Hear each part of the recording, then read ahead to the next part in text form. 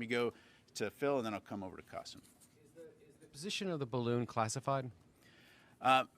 Phil, right now, what we're not going to do is get into a hour-by-hour location of the balloon. Again, we're monitoring it closely.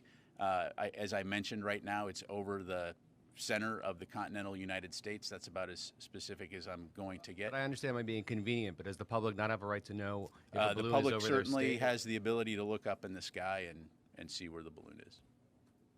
Thank you. Qasim? General, you said the balloon is maneuverable.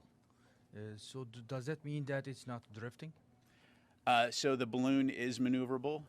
Clearly, it's violated U.S. airspace, and again, we've communicated that fact to the PRC. If possible, can you tell us if the balloon, when it entered the U.S. airspace, has it changed its course in any way?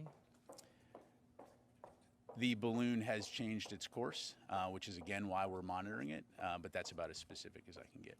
Thank you. Go to Matt.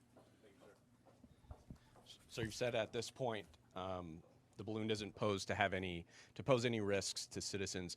How is it that the U.S. can assess that, given that the balloon is at such an altitude, without actually getting eyes on it up close and assessing the equipment that's on board? And secondly, are there any alternatives being considered to shooting it down? Is there any option to take this balloon out of the sky intact to maybe get a better look at that equipment?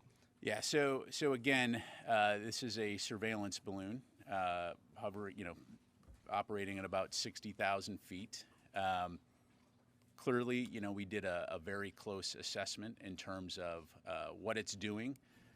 And as I mentioned, military commanders have assessed that there is no physical or military threat to people on the ground. And so in that regard, we'll continue to monitor. In terms of way ahead, we will continue to review options, but I'm not going to have anything further to provide on that. So thank you. Ma'am.